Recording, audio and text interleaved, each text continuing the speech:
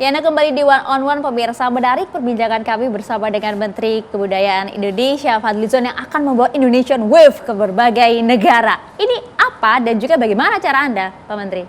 Ya, sebenarnya kembali tergantung kepada kita dan juga para pelaku pegiat manusia-manusianya. Kita berharap misalnya dari musik kita, ya tentu kalau rock, jazz, sulit mungkin ya kita bersaing dan itu bukan musik asli Indonesia. Kita punya dangdut, itu saya kira dari kita, dari lagu-lagu daerah yang sekarang itu viral di mana-mana, itu luar biasa. Dan waktu kita buat Indonesian Night di Cannes Film Festival dan diputar lagu-lagu dangdut, lagu-lagu daerah itu, responnya luar biasa. Padahal yang hadir itu juga orang-orang yang merupakan sinias-sinias internasional. Nggak tahu artinya tapi sangat menikmati. Ya. Sama halnya kan orang lagu-lagu Korea, bahasa Korea belum tentu ngerti bahasa Korea. Nah, jadi menurut saya ya misalnya dangdut, keroncong atau beberapa ini harus bisa dinikmati secara universal juga oleh masyarakat internasional.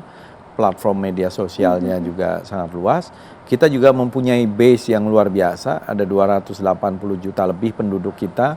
Artinya kalau dari sini keluar itu lebih mudah, tapi punya base kita di sini. Dan tadi pengenalan melalui film ke dunia internasional, saya kira ini menjadi penting karena di dalam film itu hampir semua unsur sektor kesenian kan banyak. Ada mulai dari acting, dancing, seni suara, sastra, bahkan kuliner, fashion. Pangan, Fashion juga bisa diperkenalkan di situ kan. Dulu ada film seperti Eat, Pray and Love gitu ya. Itu menjadikan Bali kemudian salah satu destinasi wisata yang menjadi incaran dunia lagi. Nah, kita harus memperkaya termasuk dalam film-film itu. Saya kira film itu salah satu media yang efektif. Makanya kita gencarkan gitu film sebagai salah satu bagian yang penting di dalam strategi kebudayaan kita juga. Target Anda ke depan dalam jangka pendek apa, Pak Menteri? Semua harus kita sentuh, semua harus kita hidupkan. Ya, target jangka pendeknya membangunkan dulu ekosistem kita.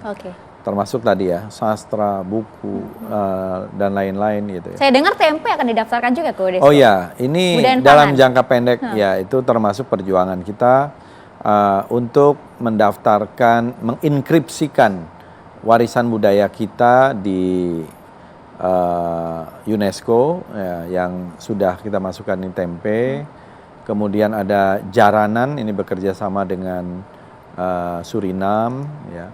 Lalu ada Makyong, ini juga extension Makyong tari ya. Itu yang ada di Kepri dengan Malaysia, sebenarnya ada kesamaan.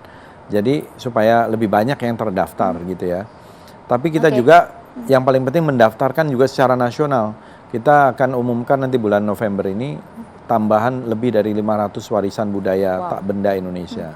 Intangible cultural heritage kita. Luar biasa ya kerja keras Anda. Terus ya belum lagi tadi situs-situs ya, Muara Jambi, kita juga merevitalisasi beberapa situs-situs yang lain.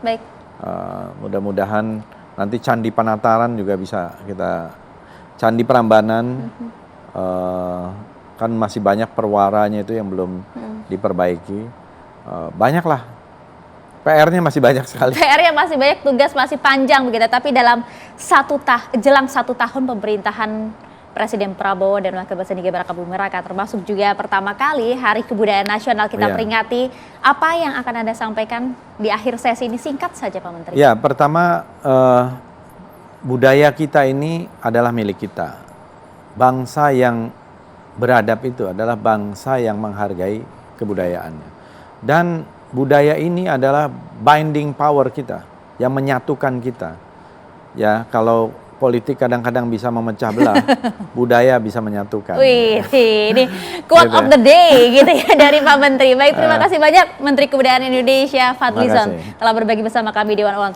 Sekali lagi selamat Hari Kebudayaan Nasional Pak Menteri. Terima kasih.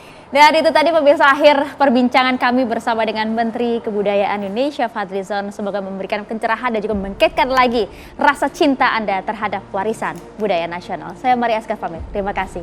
Sampai jumpa.